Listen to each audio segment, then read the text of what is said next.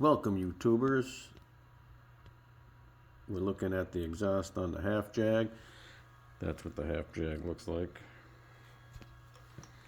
So, since we last talked to you, we put the V-bands on. It's 3-inch pipe. We still have some of the old, whatever, hooker header type 3-bolt flange gaskets. But we're thinking about cutting that out. But here's the deal. We put on the 3-inch V-band right there. We also put on these bellows from Vibrant, and they're pretty cool. I have an old school bellows right there that we had on there, and I'm going to show you how it works right now. So bear with me. This bellows old school. Didn't do much. Doesn't have a lot of play. You really can't go up, down, in, around. You can go in and out a little bit, but it's very, very tight because it's a very small unit. So it didn't do much. Took up a little bit, but not a lot. And you can see here, I'll have to cut that whole thing out because my pipe is not lined up. The pipe comes out over here. So I have to cut out this bellows, cut out here and here, put the new bellows in, bias the pipe, and then pretty much cut it off right here so I could stick the new bellows in here. If you notice, we have the dual wastegates right here, welded right into the pipe leading into the header. And that's all custom fab. We made this stuff before you could buy it on. You could buy that center pipe to common feed with V-band. You can get that now on Amazon. So, but we got it tacked in. We have it set up. The turbo is set, mounted, solid. It's very, very good. But I want to show you the Vibrant, the bellows. These are directional. So, on this side, you have a nice tapered entrance into the bellows. That's where the exhaust gas is going to flow right over that. If you put it on the wrong way, there's the abutment. This is what flexes inside. It's pretty easy to flex. You can see that. It flexes almost with nothing. You can hear it. So it has some forgiveness. So it's pretty nice. We did tack the 2.5-inch V-band onto it. We bought the MIG welder to do that. But if you put them on the wrong way, your exhaust gas is going to go up into there, and there's just going to be a lot of turbulence. Not that it won't run, but it won't be as smooth as it could be. And by the way, since I noticed this nice transition and taper, we were going to use the transition and taper coming off the exhaust manifold, but guess what? They made it up almost perfectly to it, so I shortened this whole assembly up by about, I don't know, 5/8, 3/4 of an inch, which was good because by the time I get into this pipe, it's just about where the pipe starts to bend. So as always on the HAF JAG project, we have almost no room for anything. And by the way, no room for anything. I have probably about 3/4 of an inch clearance from the pipes.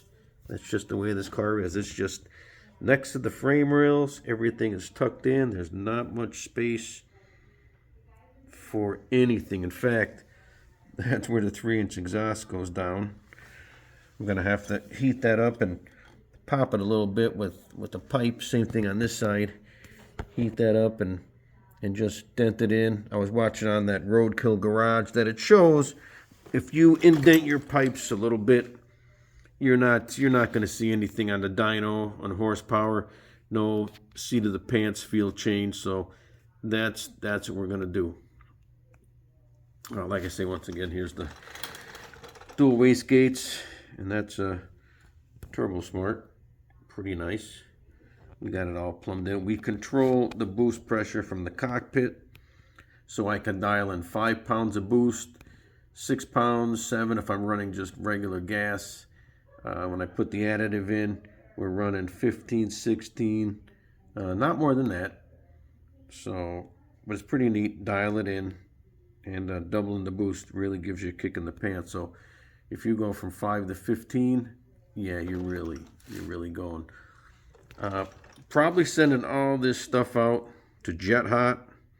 I've been looking, I know, and if you watched the last video, that this exhaust was definitely getting easily to 1200 degrees, 1300, because it was blowing the aluminum, it was melting the aluminum out of the spacer where the exhaust gas was leaking by, and that's the spacer. So we're getting pretty hot.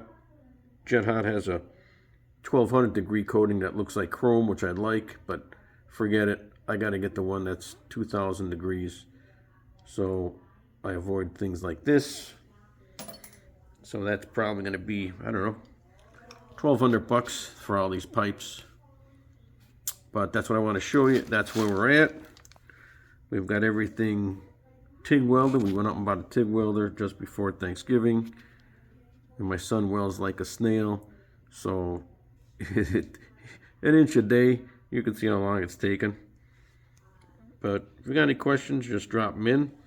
Otherwise, yeah, the Vibrant, we had a problem that the actual headers that we built, which are pretty substantial,